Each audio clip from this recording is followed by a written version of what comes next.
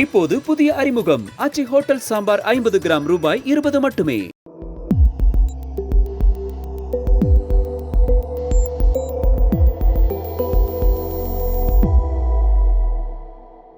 தமிழ் தடம் நேயர்களுக்கு வணக்கம். நம்மோடு உரையாட ஊடகவியலாளர் திரு கேப்ரியல் இணைந்திருக்காங்க. அவங்க பேசலாம். அதற்கு முன்பாக சப்ஸ்கிரைப் பண்ணாம வீடியோ பார்த்துட்டு இருக்கீங்க அப்படின்னா சப்ஸ்கிரைப் பண்ணுங்க. தொடர்ந்து இந்த கோரிக்கை நம்ம வச்சுக்கிட்டே இருக்கோம். உங்களுடைய கருத்துக்கள் எதுவாக இருந்தாலும் கீழே கமெண்ட்ல தெரிவிங்க. தொடர்ந்து தமிழ் தடம் சேனலுக்கு உங்களுடைய ஆதரவுல நீங்க கொடுங்க. வணக்கம். வணக்கம். நேற்று 2 சர்ச்சையான கருத்துக்கள் தமிழ்நாட்டுல பேசப்பட்டுச்சு. ஒண்ணு, அப்துல் கலாம் ஆலோசகர் அப்படின்னு சொல்லிக் கொள்ளக்கூடிய திரு பொன்ராஜ் அவர்கள் சொன்ன கருத்து. டிவிகே உடைய பெண் தொண்டர்கள் குறித்து அவரு ரொம்ப அருவருக்கத்தக்க வகையில ஒரு வார்த்தையை பயன்படுத்தி பேசியிருந்தாரு. அதை எதிர்த்து விஜய் அவர்களே டிஜிபி அலுவலகத்துல நேற்று இரவு புகார் கொடுத்திருந்தாரு. அது ஒரு பக்கம். மன்னிப்பும் கேட்டாரு பொன்ராஜ். அது ஒரு பக்கம். இன்னொரு பக்கம் பாத்தீங்கன்னா எஸ் வி சேகர். அவர் விளையாட்டு குளத்துல பாலியல் கொடுமை செய்யப்பட்டு கொலை செய்யப்பட்ட அந்த பெண் மீதுதான் குற்றம் இருக்கு அப்படின்னு சொல்லிட்டு ரொம்ப மோசமான ஒரு மனநிலையை வெளிப்படுத்தி இருந்தாரு. இந்த 2 கருத்துக்களும் பெரிய சர்ச்சையாக நேற்று தமிழ்நாட்டுல வைரலாச்சு. 2 பேருமே மன்னிப்பும் கேட்டாங்க. ஆனா சர்ச்சைகள் ஓய்ந்த பாடு இல்லை. எப்படி பாக்குறீங்க 2 சர்ச்சையான கருத்துக்களையும்? 2 பேர் பேசினதுமே பார்த்தோம்னா ரொம்ப மோசமா அவங்க பேசியிருக்காங்க. 2 பேருமே இப்ப மன்னிப்பும் கேட்டிருக்காங்க. இப்ப குறிப்பா எஸ் வி சேகர் அவர்களை பொறுத்தளவுல விக்டிம் பத்தி பேசும்போது ரொம்ப மோசமா ரொம்ப ஆபாசமா அவர் பேசுறாரு. பொதுக்குள்ள அந்த பெண்ணுக்கு என்ன வேலை, போலீஸ்காரங்க அங்கெல்லாம் லைட் வைக்க முடியுமா, ஸ்ட்ரீட்ஸுக்கு வேணா ஸ்ட்ரீட்ல வைக்கலாம், அங்க என்ன பண்ண முடியும் அப்படின்ற மாதிரிலாம் எஸ் வி சேகர் அவர்கள் பேசுறாரு. அந்த பெண் ஒரு விக்டிம், இறந்திருக்காங்க. அதை பத்தின கொஞ்சமும் வருத்தம் எதுவுமே இல்லாம ஒரு விக்டிமை இவ்வளவு மோசமா அவரு பேசுறாரு. அது போக நிறைய பிற்போக்கான விஷயங்களையும் அவரு பேசுறாரு. பெண்களை நம்ம தான் பாதுகாப்பா வச்சுக்கணும். நீங்க பேசின விஷயங்கள் எல்லாத்துலயுமே தப்பு பண்ணவங்கள பெருசா நீங்க விமர்சிக்கல, தவறு நடக்க அலோவ் பண்ணவங்களையும் பெருசா நீங்க விமர்சிக்கல.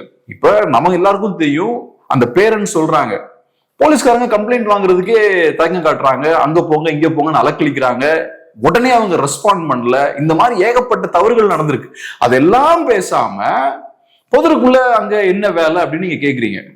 எதுக்கு அதை உங்களுக்கு தெரியாதா? உங்களுக்கு தெரியாது. நீங்க ஏன் சிட்டில பெரிய மாளிகை வீட்டுல வாழ்றீங்க, உங்களுக்கு தெரியாது. தெரியல அது என்ன இன்சிடென்ட்னே தெரியல. ஆமா, கிராமங்கள்ல சூழல் வேற, கிராமங்கள்ல நகரங்கள்லயும் அப்படிதான்.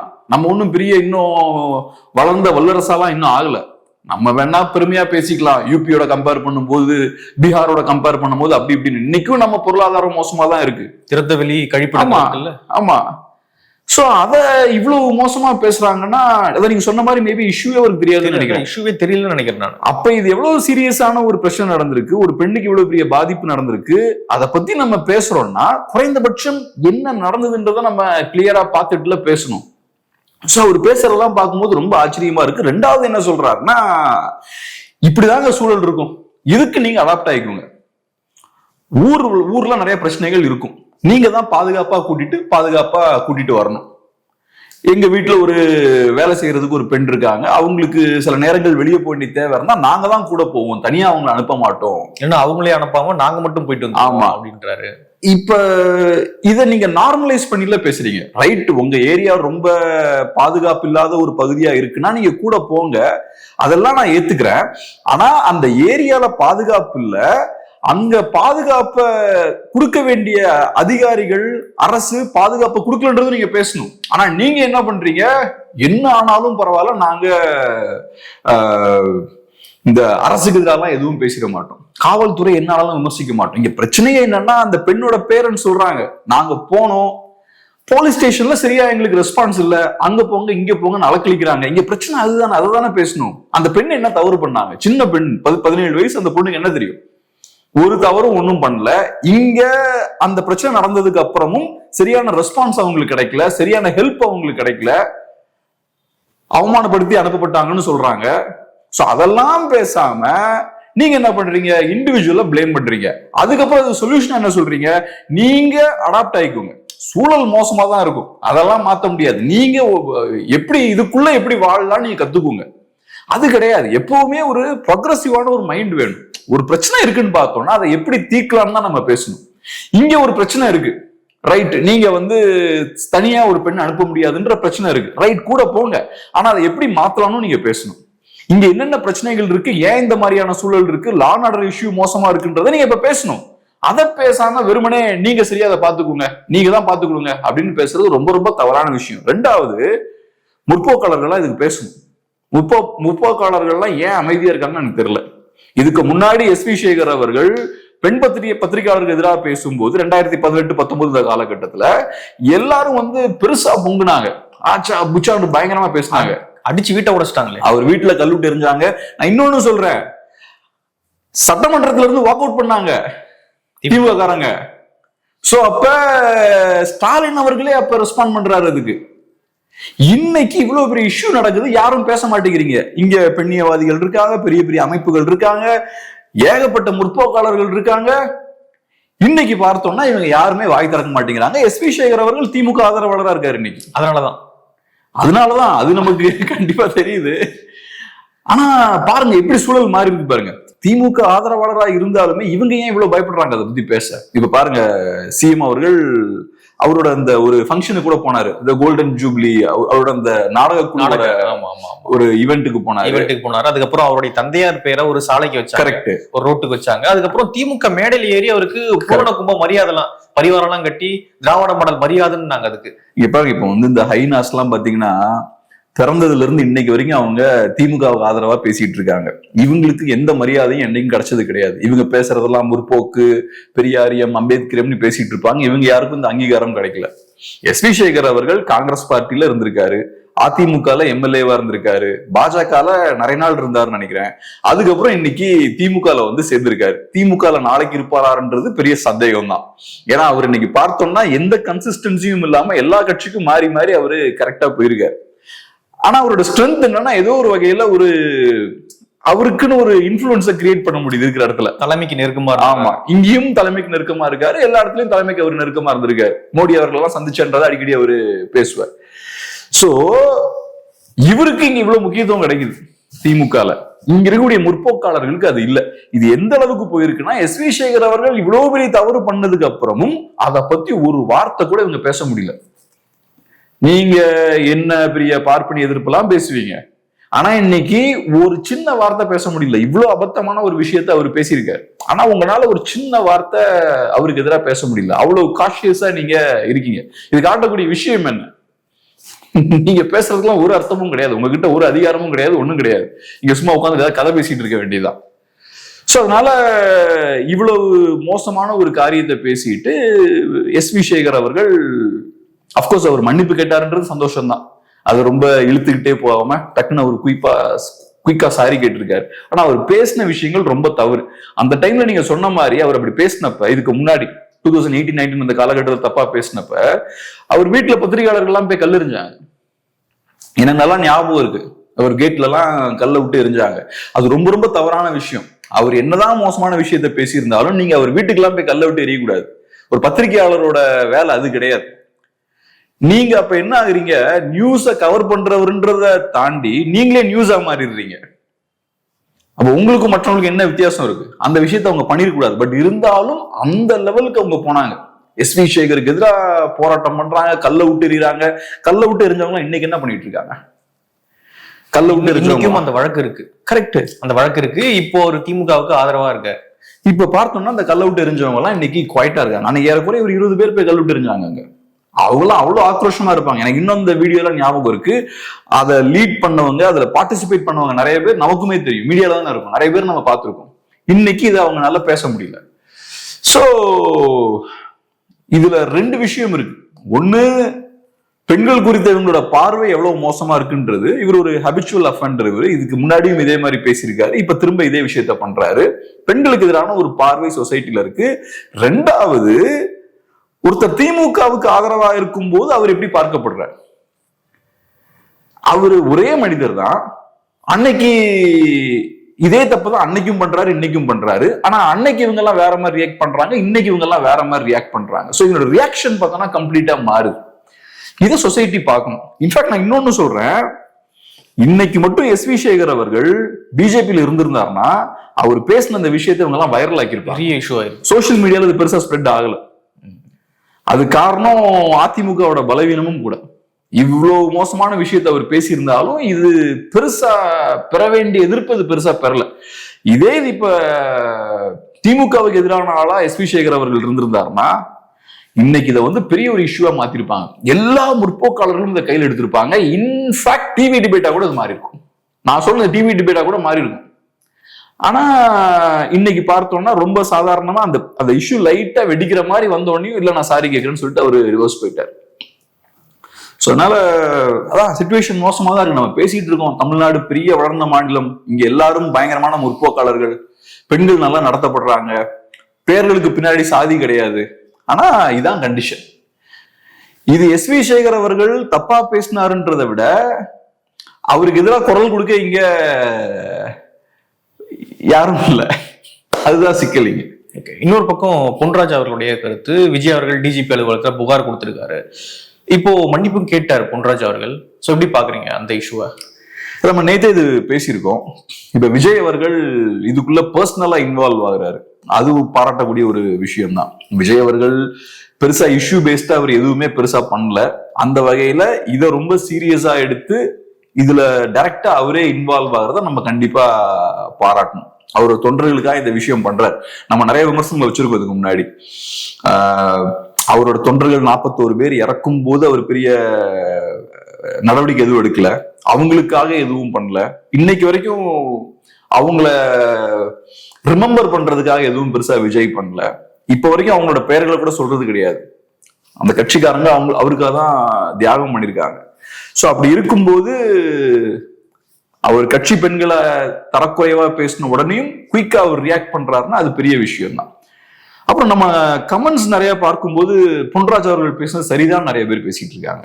முதல்ல நீங்க புரிஞ்சுக்க வேண்டிய ஒரு விஷயம் என்னன்னா, பப்ளிக் ஸ்பேஸ்ல இந்த மாதிரியான வார்த்தையே முதல்ல யூஸ் பண்ணக்கூடாது. இப்ப நீங்க வீட்லயோ உங்க ஃப்ரெண்ட்ஸ் கூடயோ பேசும்போது கூட அந்த வார்த்தையை யூஸ் பண்ணக்கூடாது. அதுவும் பப்ளிக் ஸ்பேஸ்ல கேமரா முன்னாடி இந்த மாதிரியான வார்த்தைகள் யூஸ் பண்ணக்கூடாது. அப்படி ஒருத்தர் யூஸ் பண்ணார்னா ஒரு ஊடக நிறுவனம் அதை கட் பண்ணி தூக்கணும். இதெல்லாம் பேசிக்கான டீசென்சி. டீப்பாச்சு போகணும். ஆமா. இப்ப நம்ம பப்ளிக்ல ஒரு 10 பேர் இருக்கும்போது இந்த மாதிரி வார்த்தையெல்லாம் யூஸ் பண்ணுவோமா? யூஸ் பண்ண மாட்டோம். அப்போ ஒரு டிவி முன்னாடி பேசும்போதும் இந்த வார்த்தையெல்லாம் யூஸ் பண்ணக்கூடாது. பீப் போடலாம், என்ன பொறுத்தளவுல அதை கட் பண்ணி தூக்கிடுறது பெட்டர். நான் சில நேரங்கள்ல ப்ரொடியூஸ் பண்ண கண்டென்ட்ல இந்த மாதிரிலாம் சில பேர் பேசியிருக்காங்க. பேசும்போது கண்டென்ட்டை மொத்தமா கட் பண்ணி தூக்கிடுவோம். சோ நீங்க அதை போடுறது தப்பு, ரெண்டாவது அதை பேசுறதுமே தப்பு. சோ பொன்ராஜ் அவர்கள் சொன்னது கரெக்ட் தான், அந்த பெண்கள் அப்படி சொல்றதுதான் கரெக்ட், அதுக்குள்ளெல்லாம் போகவே இல்லை. பேசிக்கா இந்த வார்த்தையை நீங்க பொது வெளியில யூஸ் பண்ணவே கூடாது. நான் பொது வெளின்னு சொல்லும் போது டிவில கூட இல்லை, நீங்க பப்ளிக் ஸ்பேஸ்ல கூட அதை யூஸ் பண்ணக்கூடாது. அப்படிப்பட்ட ஒரு வார்த்தையை நீங்க யூஸ் பண்றீங்க. ரெண்டாவது நீங்க ரெஸ்பெக்டபிளான ஒரு இண்டிவிஜுவலும் கூட. அப்ப நீங்க இன்னும் பொறுப்போட செயல்படணும். இப்ப இவங்களுக்கு எல்லாம் புரியல பாருங்க, கரெக்ட்னு பேசிட்டு இருக்காங்க பாருங்க. சோ அதனால இது ஒரு தவறான ஒரு முன்னுதாரணம். அதுக்கப்புறம் அந்த பெண்களை பொறுத்தளவுல எனக்கு தெரிஞ்ச பெரிய புரிதலோட எல்லாம் பேசுற ஆட்கள் கிடையாது. ஏதோ விஜயை சப்போர்ட் பண்ணும் அப்படின்றதுக்காக ஏதோ ஒரு ஆர்வத்துல ஏதோ பேசுறாங்க. இப்ப நமக்கு அவங்க மேல நிறைய விமர்சனங்கள் உண்டு. ஆனா இந்த மாதிரியான ஆர்வ கோளாறுல ஏதோ பேசும்போது நீங்க இவ்வளவு காட்டமான வார்த்தைகள்லாம் அங்க யூஸ் பண்ண வேண்டிய தேவையில்லை. இதுல பெருசா அவர் சொன்னதுல என்ன கரெக்டான வார்த்தை தான் அவர் யூஸ் பண்ணிருக்காரு. இது என்ன பெரிய பாவம், அவங்க ஏதோ இந்த சாதாரண சாமானிய மக்கள் ஏதோ பெரிய ஒரு ஸ்டார், அவரை பயங்கரமா கொண்டாடுறாங்க. அவரு வந்து தலைவராலும் பார்க்கல, அவங்க நடிகரா பார்த்து அந்த வார்த்தையை பயன்படுத்துறாங்க. இப்படி நீங்க அவங்கள விமர்சிக்கிறதுக்கு இவ்வளவு பெரிய காட்டமான வார்த்தையை பயன்படுத்த வேண்டிய அவசியமே இல்லை. இந்த புரிதலோட எல்லாம் அவங்க பேசியிருக்காங்க வாய்ப்பும் இல்லை. அப்படி நிஜமாவே காட்டமா விமர்சிக்கணும்னு நினைச்சீங்கன்னா இங்க அதிகாரம் படைச்சவங்களை நோக்கி இந்த கேள்வி தான் கேளுங்க. அப்போ உங்களை நம்ம பாராட்டலாம். சாதாரண ஆட்களுக்கு போய் இந்த மாதிரி அவங்கள பார்த்து இவ்வளவு அவமானப்படுத்தி அசிங்கப்படுத்தி எதுக்கு இதெல்லாம் நமக்கு? ரெண்டாவது, யாரையுமே இந்த மாதிரியான வார்த்தைகள் எல்லாம் யூஸ் பண்ணி விமர்சிக்க கூடாது. நமக்கு ஒருத்தவங்க கிட்ட பிரச்சனை இருக்குன்னா அந்த இஷ்யூவோட கோரை நம்ம அட்ரஸ் பண்ணணும். இப்ப விஜயோட ரசிகர்கள் நார்மலா இப்படி பேசினா நம்ம கண்டுக்கவே மாட்டோம், இல்ல யாருமே கண்டுக்க மாட்டாங்க. அவர் அரசியலுக்கு வந்ததா தானே இதை சீரியஸா பாக்குறீங்க. அப்ப உங்களோட பிரச்சனை அரசியல்ல தானே இருக்கு. அப்ப அதை அட்ரஸ் பண்ணுங்க. அதை அட்ரஸ் பண்ணாம விஜயோட அரசியலை டைரக்டா விமர்சிக்காம பர்சனல் விஷயம் இது அதுன்னு எல்லாத்தையும் அட்டாக் பண்றது தேவையில்லாத விஷயம். விஜய் இன்னைக்கு அரசியலுக்கு வரலன்னா நான் விஜயை பத்தி பேசிருக்கவே மாட்டேன். சோ விஜய் இன்னைக்கு அரசியலுக்கு வந்ததுக்கு அப்புறம் அரசியலை மட்டும்தான் நான் பேசுவேன். ஏன்னா எனக்கும் அவருக்கும் உள்ள தொடர்புன்னு அது ஒண்ணுதான், அரசியல் மட்டும்தான். மற்ற விஷயங்கள்லாம் என்டர்டைன்மெண்ட்டுக்கு அவங்க பண்ணிக்கிட்டு போட்டோம். ஆனா நீங்களும் அதே மாதிரி இருக்கணும். நீங்க ஏன் அவரோட பொலிட்டிக்ஸ் தாண்டி மற்ற ஏரியாக்குள்ள போறீங்க? என்ன சொல்றாங்கன்னா விஜயோடைய தொண்டர்கள் அந்த விர்ச்சுவல் வாரியர்ஸா, ஸோ அவங்க வந்து மற்ற கட்சி தொண்டர்களை வந்து அவங்களுடைய பர்சனல் லைஃப் வந்து ரொம்ப மோசமா பேசுறாங்க, அதை விமர்சிக்கிறாங்க. அப்போ அதெல்லாம் கண்டிக்காத விஜய் மற்ற ஆட்கள் வந்து இதை மட்டும் கண்டிக்கிறாங்க அப்படின்னு. ஆமா, இப்ப நீங்க காலையில இருந்து நைட் வரைக்கும் பேசக்கூடியது விஜயோட ரசிகர்கள் தொண்டர்கள் எல்லாம் தற்குறிகள், அவங்களுக்கு அரசியல் புரிதலே கிடையாது, நாகரிகம் கிடையாது, எதுவும் கிடையாதுன்னு திட்டிட்டு இருப்பீங்க.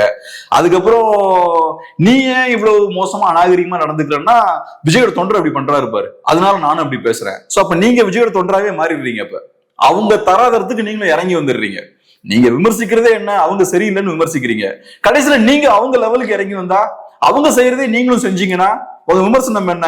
விஜயோட ரசிகர்கள் சோசியல் மீடியால பெண்களுக்கு எதிராக நிறைய பேசுறாங்க, தலைவர்களுக்கு எதிராக அசிங்கமா பேசுறாங்க. அப்ப நீங்க இப்ப என்ன பண்றீங்க? அதே இதை பண்றீங்க. அப்ப உங்களுக்கு என்ன வித்தியாசம்? நீங்க செய்ய வேண்டியது அவங்கள டெவலப் பண்ணி அடுத்த ஸ்டேஜுக்கு கொண்டு வரணும். நீங்க அவங்க லெவலுக்கு இறங்கி போக கூடாது. ஆனா அன்பார்ச்சுனேட்லி இவங்க அந்த லெவலுக்கு இறங்கி போயிட்டு இருக்காங்க. கேட்டா சாக்கு போக்கு என்ன சொல்றீங்க? விஜயோட ரசிகர்களும் அதே மாதிரி தானே பேசுனீங்க, விஜயோட ரசிகர்கள் பேசுறதா தப்பு நீங்க சொல்லிட்டு இருக்கீங்களே, அப்படியே அதே தவிர நீங்க பண்றீங்க. நீங்க உங்களுக்கு ஒரு ஸ்டாண்டர்ட் மெயின்டைன் பண்ணணும்ல. சோ இப்ப விமர்சனங்கள்லாம் நம்ம டீசெண்டா வைக்கிறோம், தேவையில்லாத காட்டமான வார்த்தைகள்லாம் யூஸ் பண்ணலன்னா நமக்கு அட்டென்ஷன் கிடைக்காது. ஆனா லாங் ரன்ல நம்ம நிற்போம்.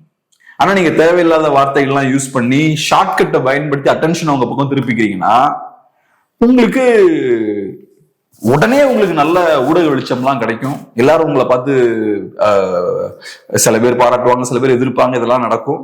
ஆனா நீண்ட நெடிய காலம் உங்களால தாக்கு பிடிக்க முடியாது. இந்த ட்ரிக்க எல்லாருமே பயன்படுத்துறாங்க இன்னைக்கு. நான் பாக்குற பெரிய முற்போக்காளர்கள்லாம் பார்த்தோம்னா பெண்ணியம் அது இது முற்போக்காளர்கள்லாம் இருப்பாங்கல்ல, மேடையில பேசும்போது வேணும்னே சில அநாகரிகமான வார்த்தைகள்லாம் யூஸ் பண்றது, சில தலைவர்களை விமர்சிக்கும் போது பயங்கர காட்டமான மோசமான வார்த்தைகள் எல்லாம் பயன்படுத்துறது. அது காரணம் என்னன்னா இந்த மாதிரியான வார்த்தைகள் எல்லாம் பயன்படுத்தும் போது நமக்கு எக்ஸ்ட்ரா ஊடக வெளிச்சம் கிடைக்குது. அதை நம்ம பயன்படுத்திக்கலாம் நல்லா. அது நம்மளோட தராதரம் என்னன்றதை காட்டுது.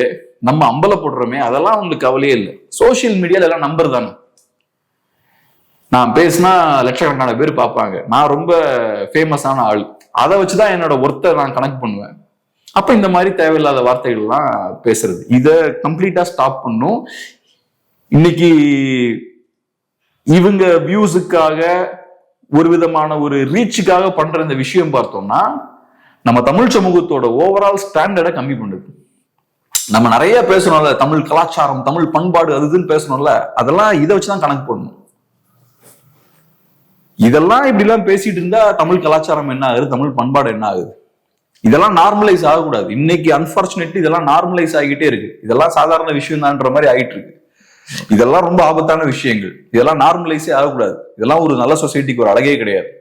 ஓகே, இப்போ ஸ்ரீசேகரா இருக்கட்டும், பொன்ராஜ் அவர்களா இருக்கட்டும், இப்படி முற்போக்காளர்கள் அல்லது முற்போக்காளர்களுக்கு நெருக்கமாக ஆதரவாக செயல்படக்கூடிய ஆட்கள் இவங்க வெளியே பேசும்போது சமூக நீதின்றாங்க, திராவிடம்ன்றாங்க, பெரியார்ன்றாங்க, முற்போக்குன்றாங்க, வார்த்தைகள்லாம் ரொம்ப அழகா பயன்படுத்துறாங்க, ரொம்ப ப்ரொக்ரெசிவான வார்த்தைகள்லாம் பயன்படுத்தி மேடைகள்ல பேசுறாங்க. ஆனா இவங்களுடைய மனம் எப்படி இருக்கு? ரொம்ப ரொம்ப டீப்பா போய் பார்க்கும்பொழுது மைண்ட் செட் ரொம்ப குரூரமா இருக்கா? வெளியே வார்த்தைகள் மட்டும்தான் அப்படி வருதா? உள்ள மைண்ட் செட் ரொம்ப குரூரமா இருக்கு. எப்படி புரிஞ்சுக்கிறது? நான் ஒண்ணு சொல்றேன். இப்ப எனக்கு சில முற்போக்காளர்கள்லாம் தெரியும். இங்க ஊடக நிறுவனங்கள் நடத்திட்டு இருக்காங்க. பயங்கரமா பெரியாரியம் பேசுவாங்க, மார்க்சிசம் பேசுவாங்க. வேலை பார்க்குற ஆட்களுக்கு ஒழுங்கா சேலரி கொடுக்க மாட்டாங்க. நீங்களும் கேள்விப்பட்டிருப்பீங்க. நல்லா சம்பாதிப்பாங்க, அதிகாரத்துல இருந்தும் அவங்களுக்கு நல்ல வருமானம் வரும். ஆனா கூட வேலை பார்க்கறவங்களுக்கு எடிட்டர்ஸா இருக்கலாம், கேமராமேனா இருக்கலாம், அங்க வேலை பார்க்குற மற்ற ஆட்களா இருக்கலாம், ப்ரொடியூசரா இருக்கலாம், அவங்களுக்கு ஒழுங்கா சம்பளம் கொடுக்க மாட்டாங்க. கேட்டா ஏதாவது ஒரு சாக்கு போக்கு சொல்லிட்டு அவங்களுக்கு உருப்படியான சம்பளம் கொடுக்கறது கிடையாது.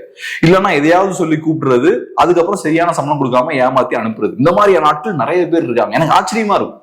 வெளியில தொழிலாளர் நலன் பத்தி பேசுறீங்க, ஆனா உங்ககிட்ட வேலை பார்க்குற ஆட்களுக்கே நீங்க சரியா சம்பளம் கொடுக்க மாட்டேங்கிறீங்க. நான் இதை இன்னும் காலேஜ் படிக்கும் போதே இதை பார்த்துருக்கேன். ஒரு இடத்துல ஒரு யூனியன் ஆபீஸ், அங்க பார்த்தோம்னா பேங்க் எம்ப்ளாயிஸ் அவங்களுக்கு சம்பள உயர்வு வேணும் அப்படின்றதுக்காக பயங்கரமா பேசுவாங்க. நமக்கு ரொம்ப நாளா சம்பளமே சரியா கொடுக்கல, மீட்டிங்லாம் போட்டு எடுத்து பேசிட்டு இருப்பாங்க. நமக்கு சம்பள உயர்வு வேணும், இந்த மாதிரியான விஷயங்கள்லாம் வேணும், பெனிஃபிட்ஸ் வேணும்லாம் பேசுவாங்க. ஆனா அந்த யூனியன் ஆபீஸ்ல வேலை பார்க்கிறவருக்கு 6000 ரூபாய் சம்பளம் கொடுப்பாங்க. அவருக்கு 6000 ரூபாய் சம்பளம் கொடுப்பாங்க. அவர் ஏறக்குறைய 18 மணி நேரம் வேலை பார்ப்பாருங்க. நைட்டு கூப்பிட்டாலும் வர வேண்டி இருக்கும். அவங்க அந்த மாதிரி வேலை பார்ப்பாரு. அப்பதான் நான் யோசிப்பேன், உங்களுக்கு சம்பளம் வேணும்ன்ற இந்த அக்கறை எல்லாம் இருக்கு. அப்ப நீங்க உங்களுக்கு கீழே வேலை பார்க்கக்கூடிய ஒரு ஊழியர் ஒருத்தர் இருக்காருன்னா அவரையும் அதே மாதிரி நீங்க பாத்துக்கணும்ல. அப்போ உங்களுக்கு ஒரு நியாயம், அவருக்கு ஒரு நியாயம் அப்படின்ற ஒரு சூழல் தான் அங்க இருக்கு. நான் சில நேரம் பார்க்கும்போது எனக்கு ஆச்சரியமா இருக்கும். அவங்க ஒரு மீட்டிங் நடத்துறாங்கன்னா ஃப்ரூட் ஜூஸ் தான் ஆர்டர் பண்ணுவாங்க. சிம்பிள், ஒரு ஃப்ரூட் ஜூஸ் ஆர்டர் பண்ணி ஒரு 50 பேர் பார்த்தீங்கன்னா நிறைய ஸ்பெண்ட் பண்ணுவாங்க. சாதாரணமா ஒரு ஃப்ரூட் ஜூஸ் ஸ்நாக்ஸ் எல்லாம் ஆர்டர் பண்ணுவாங்க. அதை அவரு கொடுக்க கூட உங்களுக்கு மனசு இல்லை. அவரு 6000 ரூபாய்க்கு அப்ப வச்சிருப்பாங்க வேலைக்கு. இதான் சொல்ல சில ஆண்டுகளுக்கு முன்னாடி, இப்ப மேபி கொஞ்சம் நிறைய இருக்கலாம். இது நான் ஏன் சொல்றேன்னா இவங்களோட இரட்டை நிலைப்பாடு தெரியுது பாருங்க. ஒரு இரட்டை முகம் இருக்கு பாருங்க. வெளியில பேசும்போது பயங்கரமான முற்போக்கு, ஆனா உங்க வீட்டுல வேலை பார்க்குற ஆளுக்கு நீங்க ப்ராப்பரான ட்ரீட்மெண்ட் கொடுக்க மாட்டீங்க. ஆனா உங்களுக்கு கேட்கும்போது நல்லா அதிகமா நிறைய சம்பளம் வேணும், நிறைய விஷயம் வேணும். அப்புறம் வெளியில பேசும்போது பயங்கரமான முற்போக்காளரா பேசுறது. ஆனா அவங்க கூட வேலை பார்க்குற உங்க கம்பெனில வேலை பார்க்குற ஆட்களுக்கு ஒழுங்கான சம்பளம் கொடுக்கறது இல்லை. இதுக்கெல்லாம் போராட வேண்டிய அவசியமே இல்லை. நீங்க நினைச்சா நியாயமா இருக்கலாம். இன்னொரு கம்பெனில அநியாயம் நடக்குதுன்னா நீ அங்க போய் போராடணும். உங்க கம்பெனில நியாயத்தை நிலைநிறுத்துவதற்கு எந்த போராட்டமும் தேவையில்லை, உங்க மனசு மட்டும் தான் வேணும். ஆனா அப்ப நீங்க எப்படி செயல்படுறீங்க? ஒரு முதலாளியா செயல்படுறீங்க. முதலாளி கூட கரெக்டா கொடுத்துருவான். என்ன இலான் மஸ்க், அமேசான்லாம், இந்த ஜெஃப் பேசோஸ் எல்லாம் ஏமாத்த மாட்டாங்க. ஏன்னா அவங்களுக்கு தெரியும் தொழிலாளர்களுக்கு ஒழுங்கா சம்பளம் கொடுத்தாதான் நம்ம வரும் நாட்கள்ல நல்லா சம்பாதிக்க முடியும். அதனால கரெக்டா கொடுத்துருவாங்க அவங்க. ஆனா நீங்க என்ன பண்றீங்க? சுரண்டி பிழைக்கிறீங்க நீங்க. சோ அதனால இது ஏன் நான் சொல்றேன்னா, இந்த இரட்டை நிலைப்பாடு பார்த்தோம்னா நிறைய நேரம் நம்ம முற்போக்காளர்கள்ட்ட பார்க்கலாம். சோ அவங்கள பொறுத்தளவுல அவங்க வெளியில முற்போக்கு பேசுறாங்கன்னா அதை அவங்க பேசுறது அவங்கள முன்னேற்றிக் கொள்வதற்காக தான் அவங்க அதை பேசுறாங்க. சோ அவங்க லாபத்துக்கு அந்த முற்போக்கு சித்தாந்தத்தை பயன்படுத்திக்கிறாங்க. மார்க்சியம், பெரியாரியம் எல்லாத்தையும் பயன்படுத்திக்கிறாங்க. அதே மாதிரி ஒரு தொழிலாளிய ஒடுக்குவதன் மூலமா அவங்களுக்கு லாபம் கிடைக்குதுன்னா அதையும் அவங்க பயன்படுத்திக்கிறாங்க. சோ முற்போக்கு சித்தாந்தத்தையும் அப்படி பயன்படுத்திக்கிறாங்க. அதுக்கு நேரெதிரான ஒரு விஷயம் அவங்களுக்கு லாபம் தருதுன்னா அதையும் அவங்க பயன்படுத்திக்கிறாங்க. சோ இதை நம்ம புரிஞ்சுக்கணும். சோ அதனால அரசியல்னு வரும்போதும் நான் பயங்கரமான முற்போக்கு எல்லாமே பேசுவேன். ஆனா எப்ப பேசுவேன்? அரசியல் ரீதியா எனக்கு லாபம் தரும்போது மட்டும்தான் அதை பேசுவேன். சோ நான் எதிர்கட்சியா இருக்கும்போது எஸ்.வி. சேகர் அவர்களுக்கு எதிராக பேசுறது எனக்கு அரசியல் ரீதியா லாபம் தரும், அப்ப நான் அதை பேசுவேன். ஆனா இன்னைக்கு நான் அவருக்கு எதிராக பேசினா அது எனக்கு அரசியல் ரீதியா லாபம் தராது, அப்ப நான் பேச மாட்டேன். சோ எனக்கு பெண்கள் மேல அக்கறை கிடையாது, அந்த சித்தாந்தத்தின் மேல எனக்கு அக்கறை கிடையாது, எனக்கு நியாயமா ஒரு விஷயத்தை அணுகக்கூடிய ஒரு பார்வையும் கிடையாது. பர்சனல் இன்ட்ரெஸ்ட் தான், எனக்கு பர்சனல் இன்ட்ரெஸ்ட் தான். Political interest, personal interest. நான் ஃபர்ஸ்ட் சொன்ன கேஸ் இருக்குல்ல, இவங்க சம்பளம் கொடுக்கறதெல்லாம் ஏமாத்துவாங்க, அது பர்சனல் இன்ட்ரெஸ்ட். இங்க பொலிட்டிக்கல் இன்ட்ரெஸ்ட். சோ இதுக்காக நீங்க எல்லாத்தையும் எடுத்து பேசுறது. இன்னைக்கு நீங்களே யோசிச்சு பாருங்க, எந்தெந்த முற்போக்காளர்லாம் அன்னைக்கு பேசினாரு, எந்தெந்த முற்போக்காளர்லாம் இன்னைக்கு பேசல. அப்ப இவங்க எல்லாம் யாரு? போலிகள். ஃபர்ஸ்ட்லாம் கூட நான் இந்த முற்போக்காளர்களுடைய ஸ்பீச்லாம் கேட்கும்பொழுது கூட ரொம்ப இன்ட்ரெஸ்டிங்கா இருக்கும், ரொம்ப ஈர்க்கும். ஆமா, என்னென்னமோ பேசுறாங்களே, கரெக்டா தான் பேசுறாங்க, அப்போ அடித்தட்டு மக்களுக்கான வழிகள்லாம் இவங்களுக்கு தெரியுது அப்படின்ற மாதிரி ரொம்ப ரொம்ப ஈர்க்கக்கூடிய அளவுல இருக்கும். ஆனா இப்போ அவங்க ஸ்பீச் எல்லாம் கேட்கும்பொழுது ரொம்ப வேடிக்கையா இருக்கு. ஏன் இப்படி பேசிட்டு இருக்கீங்க அப்படின்ற மாதிரி. ஏன்னா டபுள் ஸ்டாண்ட், இங்க ஒண்ணு நடந்தா பேச மாட்டோம், அங்க ஒண்ணு நடந்தா பேசுவோம் அப்படின்ற மாதிரி டபுள் ஸ்டாண்ட்ல பேசுறாங்க. இப்போ அதெல்லாம் கேட்கும்பொழுது ரொம்ப சிரிப்பாவும், அவங்களை பார்க்கும்பொழுது ஒரு மாதிரி ஒரு பிற்போக்காளர் மாதிரி இருக்கா, அந்த மாதிரிதான் ஒரு இது இருக்கு. ஒரு அஜெண்டாவோடு செயல்படுறாங்க அப்படின்ற மாதிரி மைண்ட் செட்ல தான் இருக்கு. சோ இந்த மைண்ட் செட்ல மக்கள் இப்போ புரிஞ்சுக்க ஆரம்பிச்சுட்டாங்களா? எப்படி பாக்குறீங்க? இப்ப நான் சொல்றேன், திமுக எதிர்கட்சி ஆயிட்டாங்கன்னா இவங்க பேசுறதெல்லாம் திரும்பவும் புத்திசாலித்தனமா தான் இருக்கும். செமையா பேசுறாங்க அப்படின்ற மாதிரிதான் இருக்கும். இப்ப நம்மளோட ஒப்பிடும்போது இவங்க எல்லாம் மிகப்பெரிய திறமசாலிகள். நான் ஒண்ணு சொல்றேன், நம்மளோட இவங்க எல்லாம் மிகப்பெரிய திறமசாலிகள். இவங்க நினைச்சாங்கன்னா ஒரு கருத்தை அவ்வளவு தெளிவா மக்கள்கிட்ட கொண்டு போய் சேர்க்க முடியும். நமக்கு அந்த மாதிரியான கம்யூனிகேஷன் டேலண்ட் எல்லாம் கிடையாது.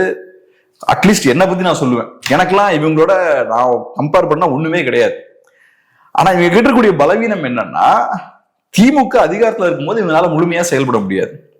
திமுக அதிகாரத்துல இருக்கும் போதும் முழுமையா செயல்படுறதுக்கான ஒரு வாய்ப்பு இவங்களுக்கு வழங்கப்பட்டா எங்கேயோ போயிருவாங்க இவங்க எல்லாம். நமக்கெல்லாம் இடமே இருக்காது, திமுக எங்கேயோ போயிரும் கீழே. ஆமா, அதனாலதான். ஆமா.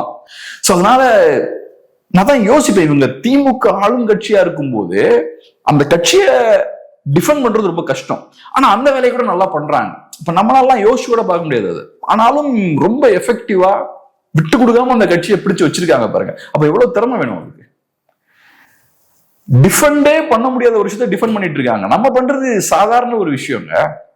ஏகப்பட்ட பிரச்சனை இருக்குன்னு அதை பேசுறதுக்கு ஒன்றும் பெரிய திறமெல்லாம் தேவையில்லை. திமுகவை மீறி பேசுறதுக்கு ஒரு மனசு மட்டும்தான் வேணும். அதை தாண்டி பெரிய டேலண்ட் எல்லாம் தேவையில்லை. இதை எல்லாம் யாரோடாலும் பண்ணலாம். ஆனா இவங்க பண்ற வேலை இருக்கு பாருங்க, அதுக்கு ஆக்சுவலா ஒரு டேலண்ட் வேணும். இப்ப அவங்களுக்கு மட்டும் ஃப்ரீடம் கொடுக்குறாங்கன்னு வச்சுக்கோங்களேன், திமுகவையும் நீங்க எதிர்த்து பேசலான்ற ஃப்ரீடம் உங்களுக்கு இருக்குன்னு வச்சுக்கோங்க, நம்மளெல்லாம் சாப்பிட்டுட்டு போய்கிட்டே இருப்பாங்க. இன்னைக்கு நம்ம பேசுறதை விட அவங்களால இன்னும் அதிகமா வீரியமா பேச முடியும். சோ அந்த வகையில நான் சொல்றது என்னன்னா, அவங்க நம்மளை விட திறமையான ஆட்கள் தான். ஆனா அன்பார்ச்சுனேட்லி அவங்க ஒரு சின்ன வட்டத்துக்குள்ள மாட்டிட்டு இருக்காங்க நிறைய காரணங்களால. அதை மீறி அவங்களால வெளியே வர முடியல. சோ அதனால நாளைக்கு திமுக திரும்ப எதிர்கட்சி ஆயிட்டாங்கன்னா இவங்களை நீங்க பார்க்கும்போது திரும்பவும் இவங்க பிரம்மாண்டமா தெரிவாங்க. ஆஹா, என்ன ஒரு சித்தாந்த தெளிவு, என்ன ஒரு அற்புதமான பார்வை, எப்படி அழகா பேசுறாங்க. நேற்று பேசுன நிறைய பேர் இன்னைக்கு காணாமலே போயிட்டாங்க. ஆளே இன்னைக்கு ஃபீல்ட்ல கிடையாது. நிறைய பேர் திமுக எதிர்கட்சியெல்லாம் அவங்களாம் வருவாங்க, நோட் பண்ணி வச்சுக்கோங்க, அவங்க வருவாங்க. இப்ப திமுகவுக்கு அவங்களோட தேவை ஏற்படும் போது, எலெக்ஷன் கிட்ட வரும்போது அவங்க நிறைய பேர் வெளில வர ஆரம்பிச்சிட்டாங்க. மீதி ஆட்கள் வந்துருவாங்க எதிர்கட்சியானா. ஆனா மக்கள் பார்த்துட்டு தானே இருக்காங்க. இன்னைக்கு யார் பேசுறாங்க, யார் எப்படி பேசுறாங்க அப்படின்றத மக்கள் பார்த்துட்டு தானே இருக்காங்க. நாளைக்கு இன்னைக்கே பாதி பேர் எக்ஸ்போஸ் ஆயிட்டாங்க. பாதி பேருடைய நிறைய சேனல்லாம் பார்க்கும்போது வியூஸே போக மாட்டேது. அன்னைக்கு அவங்க எதிர்கட்சியா திமுக இருக்கும்போது அவங்களுடைய சேனலை பார்க்கறதுக்கும் இன்னைக்கு அவங்களுடைய சேனலை பார்க்கறதுக்குமான வித்தியாசமே நிறைய தெரியுது. இப்ப திமுகன்ற கட்சியா இருக்கலாம், அதிமுகன்ற கட்சியா இருக்கலாம், இவங்க எல்லாம் இன்னைக்கு நேற்று இந்த கட்சி கிடையாது. நம்ம தான் நேத்து வந்த புது ஆட்கள். இவங்க எல்லாம் ரொம்ப பழைய ஆட்கள். இவங்களுக்கு ஒரு எக்ஸ்பீரியன்ஸ் இருக்கு. சொசைட்டி எப்படி ஹேண்டில் பண்ணும், பத்திரிகையாளர்களை எப்படி ஹேண்டில் பண்ணும், அறிவுஜீவிகளை எப்படி கையாளணும்ன்ற ஒரு அனுபவம் இவங்களுக்கு இருக்கு. இப்ப நான் சின்ன பையனா இருக்கும்போது, காலேஜ் எல்லாம் படிக்கும் போது, அப்ப இருந்த அறிவுஜீவிகள்லாம் வேற. அப்ப திமுகவுக்கு ஆதரவா பேசிட்டு இருந்த ஆட்கள்லாம் வேற.